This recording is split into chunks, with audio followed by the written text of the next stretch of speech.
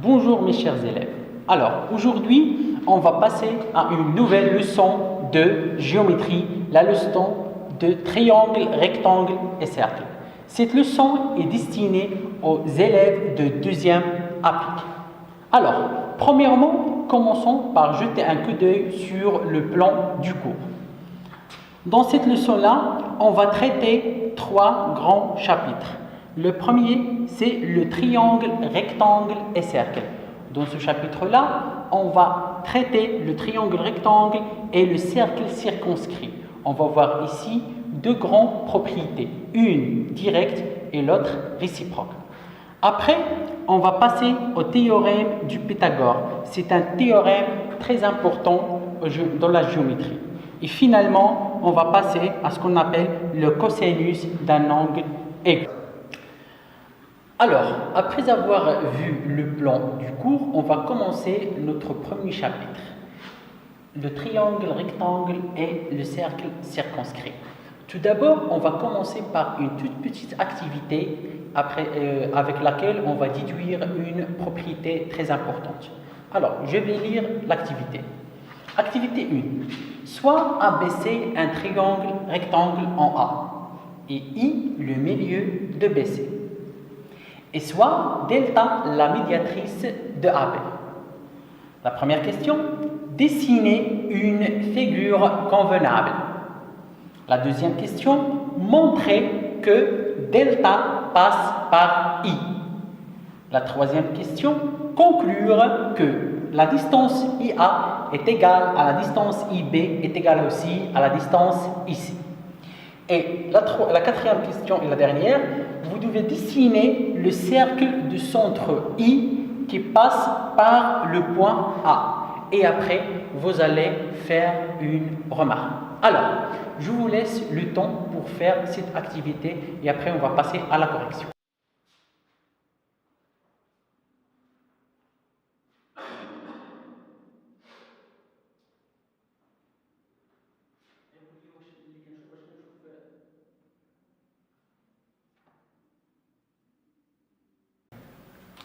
Alors, est-ce que vous avez fait la recherche? Alors, on va passer tous à faire une correction. ABC rectangle en A. Ça veut dire que l'angle de sommet A est un angle droit, mesure 90 degrés. Bien, nous avons dessiné aussi le I, le milieu du segment BC. C'est simple à dessiner ce milieu, il suffit de prendre le compas et faire le dessin. Après, on a passé à faire le dessin de ce qu'on appelle la médiatrice. Delta est la médiatrice de AB. Je vais vous faire un petit rappel sur la médiatrice. La médiatrice est une droite passant par le milieu d'un segment et perpendiculaire au porteur de ce segment. C'est comme ça que vous voyez, voilà les traits qui montrent que ces deux distances sont égales et ce symbole plutôt, qui montre que cette droite est parallèle à AB. Alors, voilà notre dessin. Bien, nous voulons d'abord démontrer que cette droite delta va automatiquement passer par le point I. C'est bon? Alors, on va passer à faire la démonstration. On va d'abord faire une démonstration orale et après, on va passer à l'écrit. Bien. On a ABC est un triangle rectangle en A. Cela nous dit que la droite AC et la droite AB sont perpendiculaires en A. C'est bon? Aussi, on a delta et la médiatrice de AB. Cela va nous dire que delta est parallèle, est perpendiculaire à AB. Donc, j'ai quoi ici? J'ai la droite AC qui est perpendiculaire à AB et aussi la droite delta qui est perpendiculaire à AB. Je vais déduire que les deux droites AC et delta sont deux droites parallèles. Autrement, on va ajouter à ce résultat-là, delta est la médiatrice de AB. Et on sait bien que la médiatrice passe par le milieu. Donc, ce delta-là va passer par le milieu de AB. Donc, le delta passe par le milieu d'un côté AB et parallèle à un autre côté AC, Donc, automatiquement, on va passer par le milieu du côté BC. Alors, nous avons démontré que la médiatrice delta passe par le point I qui est le centre de BC. Maintenant, on va passer à l'autre question. Le I est le milieu de BC. Alors, la distance IP est égale à la distance IC. Aussi, le delta passe par I et le delta est la médiatrice de AB. Et on sait bien que tout point appartenant à la médiatrice d'un segment s'éloigne de la même distance des extrémités de ce segment.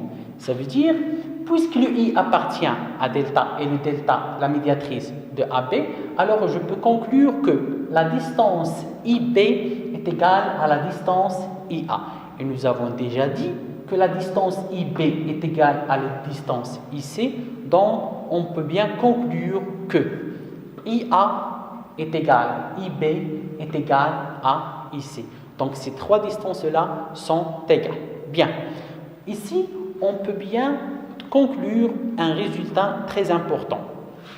Si on a un triangle rectangle, et comme vous savez bien que le côté opposé à l'angle droit est appelé l'hypoténuse, donc dans un triangle rectangle, le milieu de l'hypoténuse s'éloigne de la même distance des sommets de ce triangle.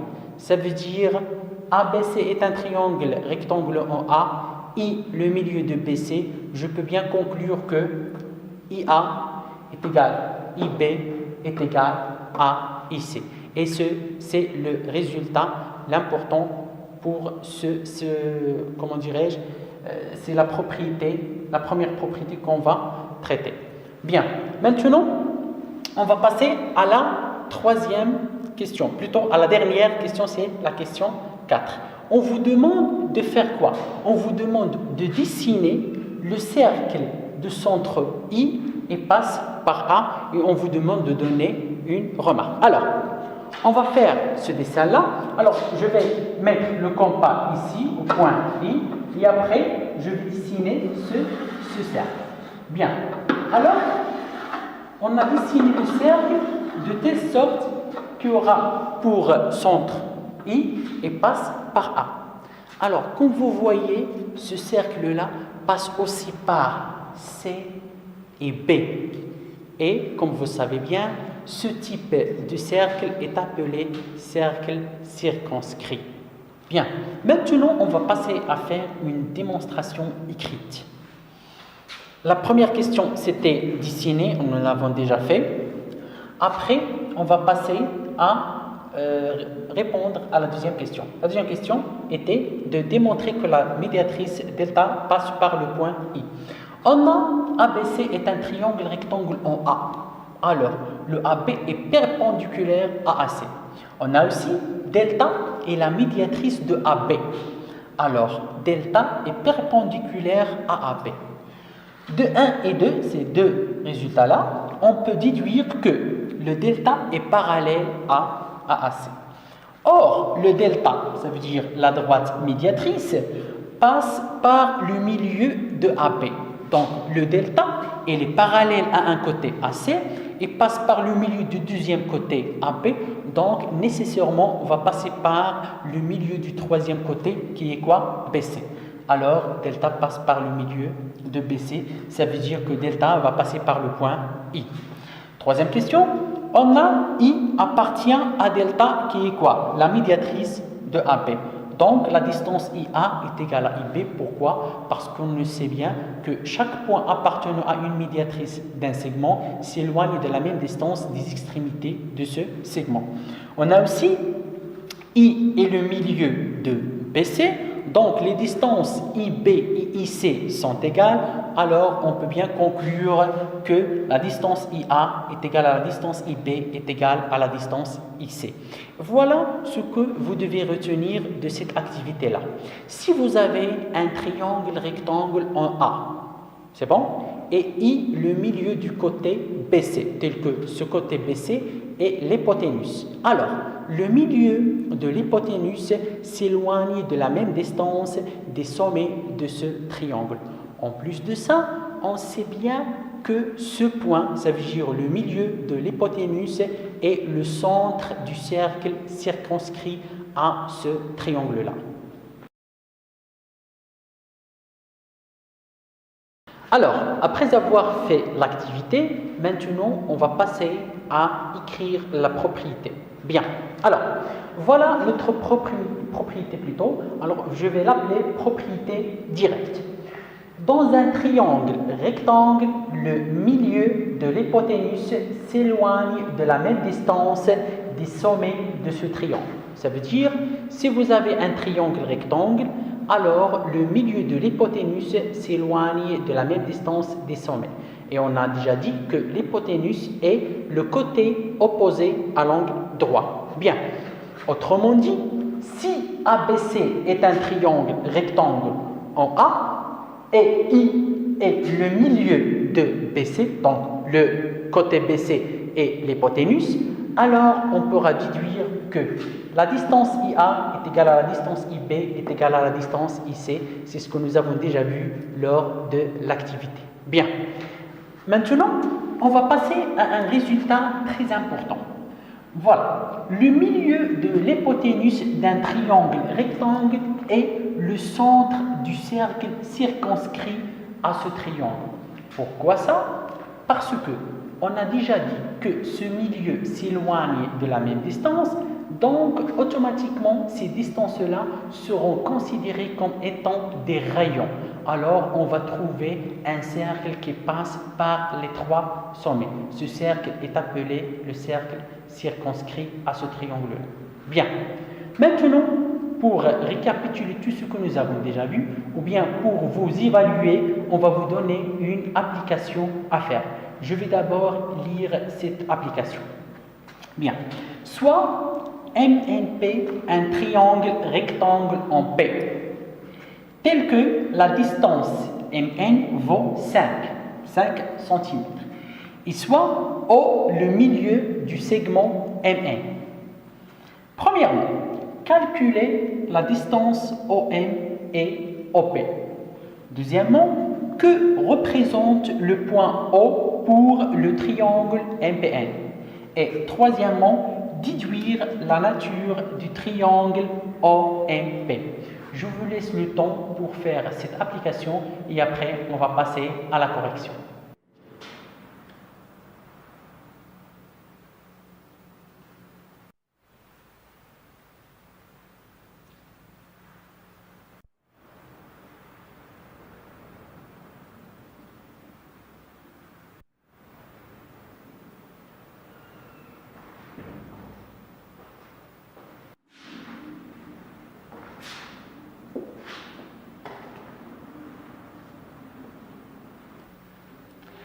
Bien, j'espère bien que vous avez essayé de faire l'application.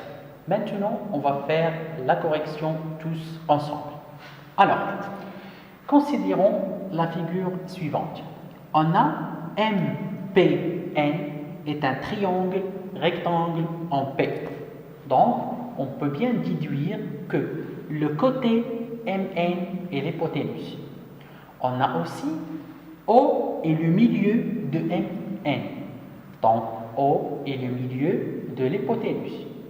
D'après la propriété directe que nous avons déjà vue, puisque O est le milieu de l'hypoténuse d'un triangle rectangle, on déduit que la distance ON est égale à la distance ON est égale aussi à la distance OP. Donc, on pourra bien mettre ici ces deux traits pour dire que ces trois distances-là sont égales. Or, la distance MN vaut 5.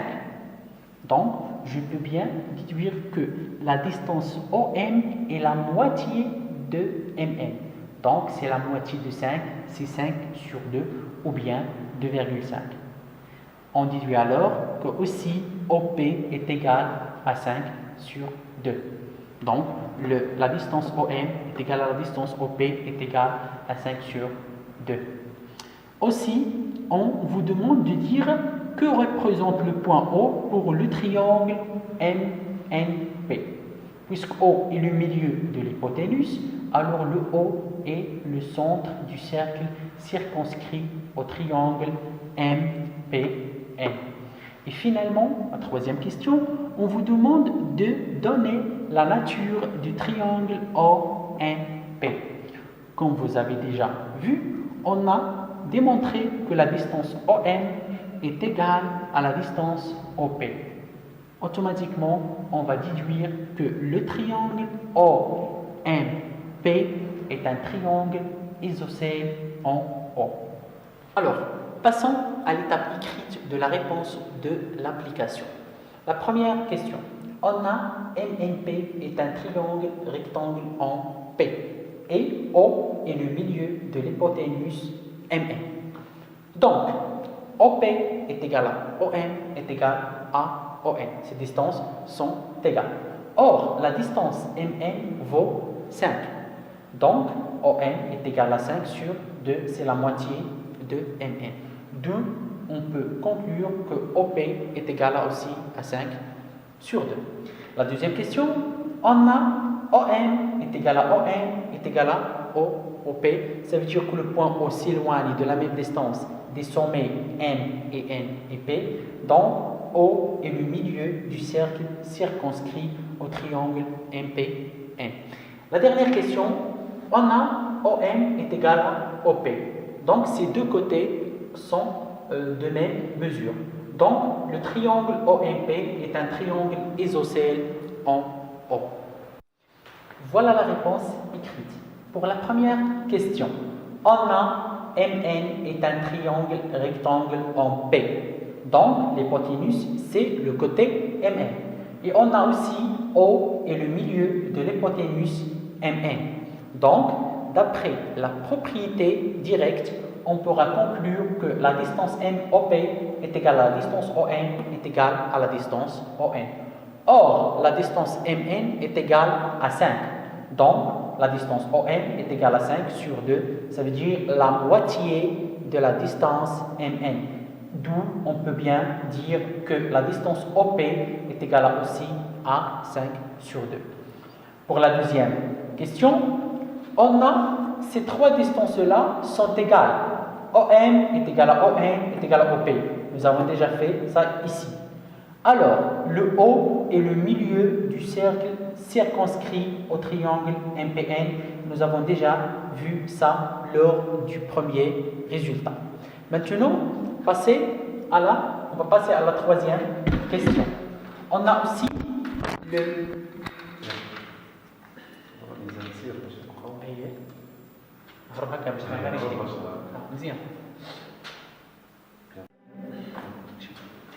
Pour la troisième question, on a OM est égal à OP. Nous avons déjà vu ça lors de la première question.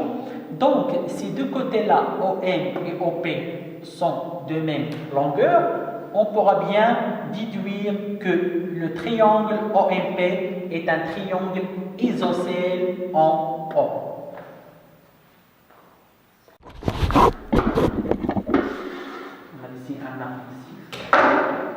Alors, je vais seulement faire un tout petit déplacement de M. Je vais choisir. Bien, passons maintenant à la propriété réciproque.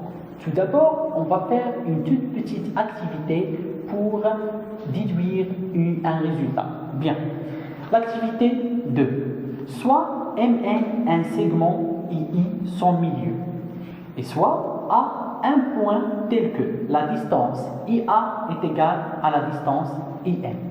Les questions. La première question. A. Déterminer la nature du triangle AIM. Question B. Déduire que ces deux angles sont égaux. Ça veut dire l'angle IAM et l'angle IMA ont la même mesure. Deuxième question. A. Déterminer la nature du triangle AIM et déduire que IAN est égal à INA. La troisième question est la plus importante. Déterminer la mesure de l'angle MAN et dernièrement faire une conclusion. Lors de cette activité, vous allez faire une démonstration très importante qu'on va utiliser après pour pouvoir déduire la propriété réciproque ou bien la propriété inverse. Je vous laisse le temps pour faire cette activité et après on va faire la correction tous ensemble.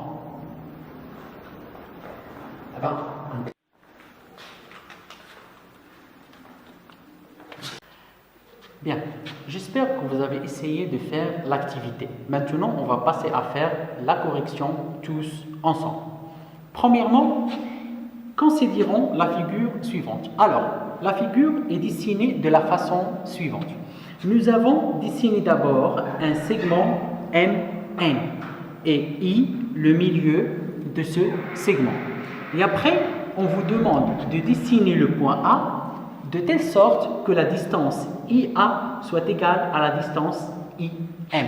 C'est simple, il suffit de prendre le compas et de prendre la distance IM et de dessiner un arc et prendre un point n'importe où dans cet arc-là. Bien. Alors, nous avons dessiné le point A et nous avons obtenu cette figure-là qui va nous donner un triangle AMN. Et le but, c'est de démontrer que le triangle AMN est rectangle en A. Pour ce fait, on va commencer par la chose suivante. Bien, on vous demande de déterminer la nature du triangle AMN. Nous avons quoi? Nous avons la distance IM est égale à la distance IA. Donc, ces deux côtés-là ont la même longueur. Donc, le triangle IAM est un triangle isocèle en I. C'est bon? Vous savez bien que dans un triangle isocèle, les angles de la base ont la même mesure. Donc, l'angle IAM est égal à l'angle IMA en mesure. De la même façon, on pourra bien démontrer que le triangle IAN est un triangle isocèle en I. Pourquoi? Simplement car la distance IN est égale à la distance IA. Et aussi, les angles de la base ont la même mesure. Ça veut dire l'angle INA et IAN ont la même mesure. Bien. Et après, on vous demande de déterminer la nature de l'angle MAN ou bien donner la mesure de l'angle MAN. Alors, cette question apparaît un peu difficile, mais on va bien faire une toute petite démonstration. Bien, alors, nous avons démontré que le triangle IAM est un triangle isocèle. Donc, l'angle IAM est égal à l'angle IMA. Donc, ces deux angles-là ont la même mesure. De même, le triangle IAN est un triangle isocèle en I. Donc, ces deux angles-là ont la même mesure. Alors, pour déterminer la mesure de l'angle MAN, il faut chercher la mesure de l'angle MAI et IAN et faire la somme. C'est bien? Donc, je sais bien que dans un triangle quelconque, la mesure de tous les angles vaut 180 degrés. Donc, cet angle plus cet angle plus cet angle-là plus cet angle-là vaut tous 180 degrés. Après faire un tout petit calcul qu'on on va voir plus tard, on va bientôt déduire que l'angle MAN vaut bien 90 degrés et que le triangle MAN est un triangle rectangle en A. Bien, alors voilà la réponse de l'activité. La première question A, IA est égal à IM, donc le triangle IAM est un triangle isocèle en I. Puisque c'est un triangle isocèle, alors les angles de la base ont la même mesure. Donc, IAN est égal à IMA. On va écrire ici petit 1. Pourquoi? Parce qu'on va bien utiliser ce résultat-là. Deuxièmement, on a IA est égal à IN, nous avons déjà dit ça. Donc le triangle IAN est un triangle isocèle en I. Et de la même façon, d'une façon pareille, on va bientôt déduire que IAN est égal à INA. Donc ici, on a deux résultats. L'angle IAN est égal à IMA, l'angle IAN est égal à INA. Maintenant, passons à la troisième question. On a MAN est égal à IAN plus IAN. Vous pouvez bien retourner à la figure pour voir ceci. Or, on a AMN plus MNA plus NAN vaut 180 degrés. C'est simple parce que la somme des mesures des angles d'un triangle vaut toujours 180 degrés. Donc, IMA plus INA plus IAN plus IAN est égal à 180 degrés. Ici, nous avons quoi? IAM est égal à IMA. Donc, IMA est égal à IAM. Donc, ces deux angles-là sont égaux. Alors, la somme vaut 2 IAM. De même, INA est égal à IAN. La voilà. Donc, la somme de ces deux angles-là vaut 2 IAN. Alors, si on factorise plutôt par 2 et on va faire déplacer le 2 ici, j'aurai IAM plus IAN égale à 90 degrés.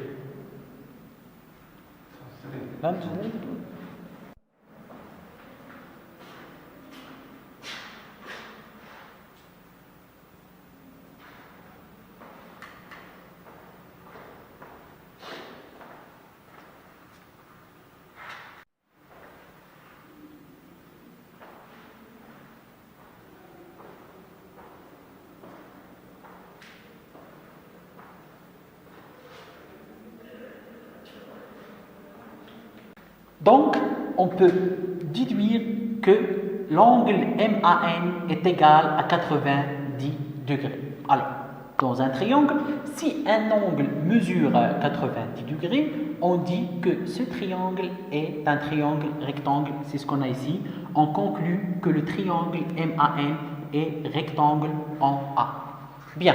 Alors, lors de cette activité, on a essayé de vous approcher à la propriété réciproque qui va dire la chose suivante. Si vous avez un triangle tel que le milieu d'un côté s'éloigne de la même distance des trois sommets, alors nécessairement ce triangle est un triangle rectangle. On va appeler cette propriété la propriété réciproque ou bien la propriété inverse. Bien, alors après avoir fait l'activité et répondre à l'activité, on va passer maintenant à écrire la propriété réciproque. Voilà la propriété réciproque. Si dans un triangle, le milieu d'un côté s'éloigne de la même distance des sommets de ce triangle, alors ce triangle est nécessairement un triangle rectangle. Ça veut dire, si vous avez un triangle tel que le milieu d'un côté, que ce soit le côté, si le milieu de ce côté s'éloigne de la même distance, ou bien on pourra dire qu'il est équidistant à ces sommets, alors nécessairement ce triangle est un triangle rectangle. Autrement dit, soit ABC un triangle et I le milieu de BC. Nous avons dit un triangle ABC, quelconque, et I le milieu de BC. Si on a IA est égal à IB est égal à IC, alors nécessairement le triangle ABC sera un triangle rectangle en A. Et cette propriété est dite la propriété réciproque. Ça veut dire on commence par un triangle quelconque et on trouve un triangle rectangle. La propriété directe que nous avons déjà vue, on commence par un triangle rectangle et après on conclut l'existence de trois distances égales. Bien. Alors, illustrons ce que nous avons vu dans un exemple. Bien. Par exemple, soit ABC un triangle et I le milieu de BC. Et on a dessiné le A de telle sorte que la distance IC est égal à la distance IB est égal à la distance IA. D'après la propriété réciproque, on peut bien déduire que le triangle ABC est un triangle rectangle en A. Maintenant, on va passer à un résultat très important. Le résultat est le suivant. Supposons maintenant qu'on a ces figures-là, de telle sorte que IA est égal à IB est égal à IC. Alors, puisque ces trois points ABC s'éloignent de la même distance de I, alors on peut bien dessiner un cercle de centre I qui va passer par A et B et C. Je vais dessiner ce cercle-là. Par exemple, si je prends, voilà, et je vais dessiner le cercle. Désolé. Je reprends le dessin. Alors, voilà.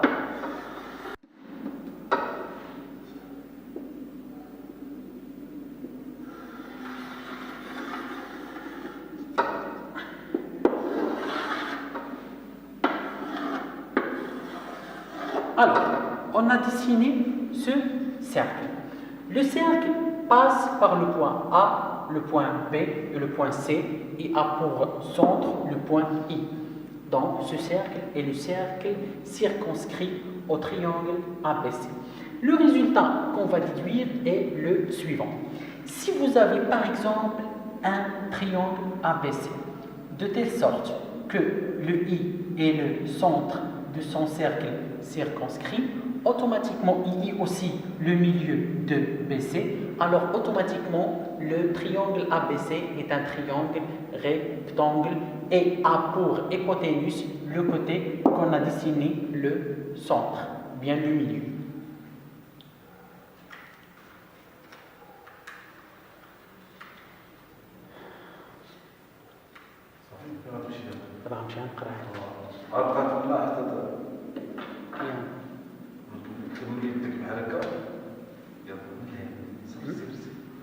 Alors, on va écrire cette propriété importante.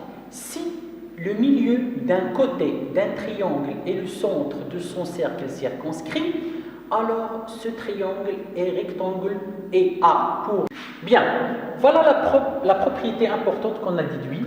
Si le milieu d'un côté d'un triangle est le centre de son cercle circonscrit, alors ce triangle est rectangle et a pour hypoténuse ce côté. Alors, je vais illustrer ça dans cet exemple-là.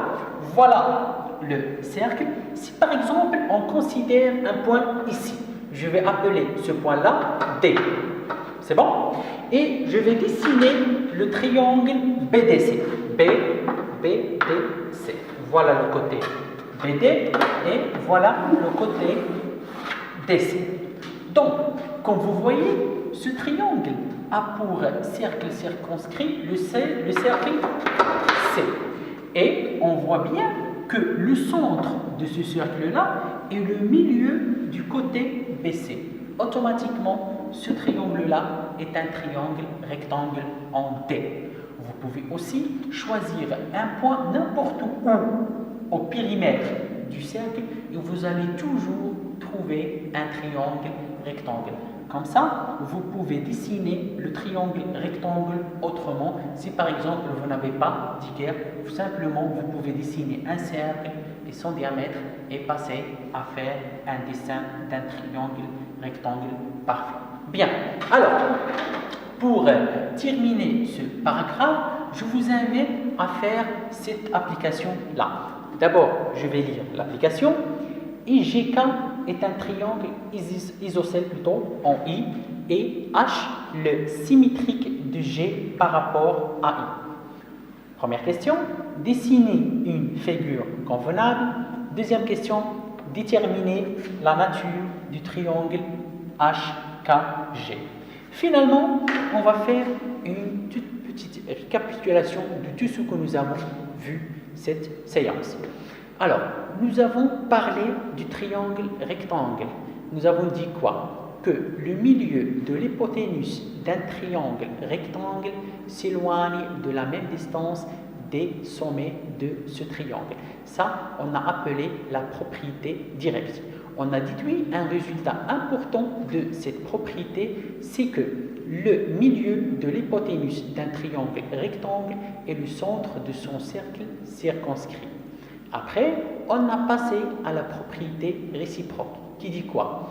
Si dans un triangle quelconque, le milieu d'un côté s'éloigne de la même distance des sommets de ce triangle, alors ce triangle est nécessairement un triangle rectangle. Et nous avons aussi obtenu un résultat de cette propriété, c'est que si vous avez un cercle et vous avez un diamètre de ce cercle, si vous prenez un point quelconque de ce cercle et vous alignez ou bien vous reliez ce point au diamètre dessiné, vous obtiendrez toujours un triangle rectangle. C'est ce que nous avons dit ici. J'espère bien que vous avez bien compris ce que j'ai déjà dit et j'espère bien que vous allez faire des exercices et des exercices pour bien comprendre toutes ces propriétés-là.